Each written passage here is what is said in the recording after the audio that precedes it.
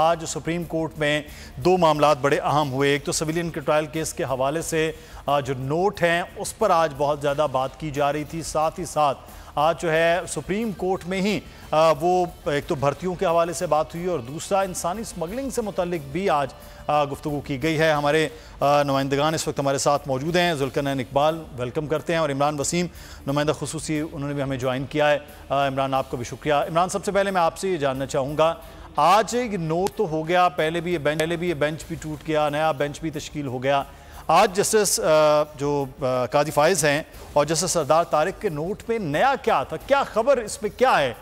वो तो पहले भी अलग हो गए जब, तो फिर चीज़ें तो ख़त्म हो गई, अब ये बार बार क्यों डिस्कस हो रहा है, क्या इसमें है?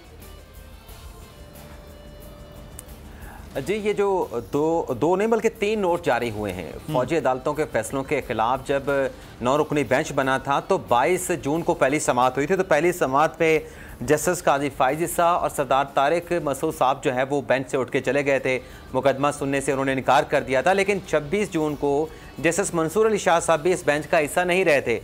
उन्होंने 26 जून को अपना एक नोट दिया था। लेकिन अभी आप ये देखें, जो इसमें खबर की बात है, वैसे तो 3-4 अहम पॉइंट्स हैं इन नोट्स के हवाले से जो जज साहबान के जारी हुए। काजी फाइज साहब वाला तो पुराना नोट है जो सुप्रीम कोर्ट की वेबसाइट पे जारी हुआ था। अब दोबारा उसको जो है वो इसी 22 जून के हुक्मनामे के साथ जारी कर दिया गया है। लेकिन इसमें जो अहम बात है जो जैसे सरदार तारिक मसूद साहब के नोट में मौजूद हैं, एक तो उन्होंने ये कहा कि जब ये बेंच बना फौजी अदालतों के खिलाफ दरखास्तों पर समाअत के लिए तो मुझसे मशवरा नहीं किया गया। अब यहाँ पे ये सवाल पैदा होता है कि बेंच बनाने का अख्तियार तो चीफ साहब का है, तो क्या चीफ साहब बेंच बनाते हुए किसी जज के साथ मशावरत करना उनके लिए ज़रूरी है, कोई ऑब्लिगेशन है? तो यहाँ पे नुक्ता ये है कि जब ये बेंच बना रहे थे चीफ साहब तो सरदार तारिक मसूद साहब छुट्टी पे थे।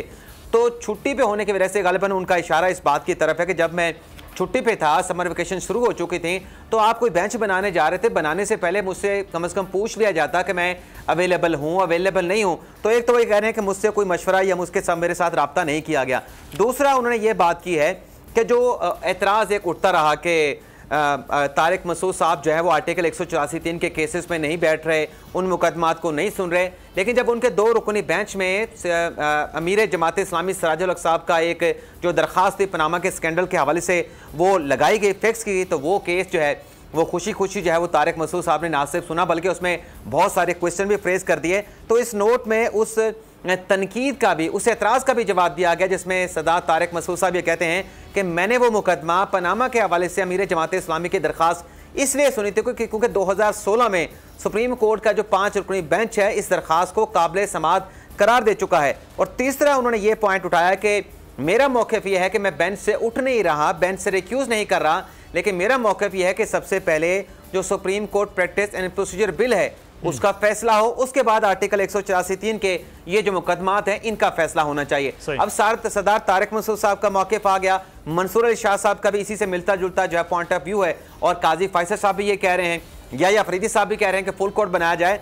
तो इससे अब आप ये देख लें कि 9 रुकनी बेंच जो बना था उसमें 4 जज साहबान अपने मुख्तलिफ तरीकों से मुख्तलिफ पॉइंट ऑफ व्यू के साथ अपने रिजर्वेशन का इजहार कर रहे हैं। फुल कोर्ट बनाने की बात करें तो ये भी एक बड़ी अहम खबर है। जहां तक मंसूर अली शाह साहब के नोट की बात है तो उन्होंने तो ये कहा कि मेरे भी तहफ़्फ़ुज़ात थे पहले दिन से, जब ये बेंच बना था फौजी अदालतों पर दरखास्तों पर समाअत के लिए, पहले दिन से मेरी रिजर्वेशन थी। लेकिन मैं इस बेंच में इसलिए बैठा क्योंकि मैंने चीफ साहब से, बंदयाल साहब से कहा था कि आप इसमें फुल कोर्ट तश्कील दे दें। और रिसेंट पास से एक प्रैक्टिस चली आ रही थी कि जो भी अहम मुकदमा आता है अवामी मफाद आमा का या कोई इस तरह के जिसमें अवाम की दिलचस्पी होती है, उसमें स्पेशल बेंचेस और स्पेशल बेंचेस में मखसूस जज साहबान को शामिल किया जा रहा था। और उसमें फिर जो फैसले आ रहे थे उससे सुप्रीम कोर्ट के फैसलों की साख मुतासर हो रही थी। तो मैंने चीफ साहब से कहा कि आप फुल कोर्ट बना दें, जो जजेस मुल्क से बाहर हैं उन्हें बेशक शामिल ना करें, लेकिन जो पाकिस्तान में दस्तयाब हैं उनको तो कम अज़ कम शामिल करें। लेकिन मेरी इस बात को जो है वेटेज नहीं दी गई और चीफ साहब ने मुनासिब समझा जो 9 रुकनी बेंच तश्कील दे दिया। तो मेरे पास कोई ऑप्शन नहीं था कि मैं बेंच का हिस्सा बनता। तो ये 2 नोट हैं, इसमें बड़ी अहम बातें अंदर की। बड़ी ईद की बड़ी खुशियाँ, बोलने निभाई अपनी सहाफती जिम्मेदारियाँ। कराची में ईद उल अज़हा के मौके पर लियाकताबाद टाउन ऑफिस के साथ ही आलाइशों का ढेर लग गया है। सिंध सॉलिड वेस्ट मैनेजमेंट की टीम भी वहां पर मौजूद है। बड़ी ईद की खुशियों में भी बोल रहा सबसे आगे, सफाई मुहिम के लिए मुतालिका इदारों तक पहुँचाई आवाम की आवाज़। अगर मैं आपको दिखा दूँ इस वक्त मुनाजिर तमाम गाड़ियाँ जो इस वक्त है यहाँ पर, तमाम जो कलेक्शन हैं, जितनी भी आलाइश हैं उनको यहाँ से उठाया जा रहा है। और लम्हा बा लम्हा की खबर से रखा आवाम को आगाह। और में मुख्तलिफ मकामात पर अलाइशें जो है वो हमें सड़कों पर दिखाई दे रही थी, लेकिन उसके बाद जो LWMC है उनका अमला जो है वो उसके बाद फील्ड में निकला और उसके बाद अलाइशों को हटाने का सिलसिला जो है वो शुरू कर दिया गया। बड़ी ईद की ट्रांसमिशन 57% आवाम ने देखी बोल की स्क्रीन पर, क्योंकि बोल है पाकिस्तान का नंबर 1 न्यूज चैनल। सब्सक्राइब करें और बेल दबाएं ताकि कोई खबर रह न जाए।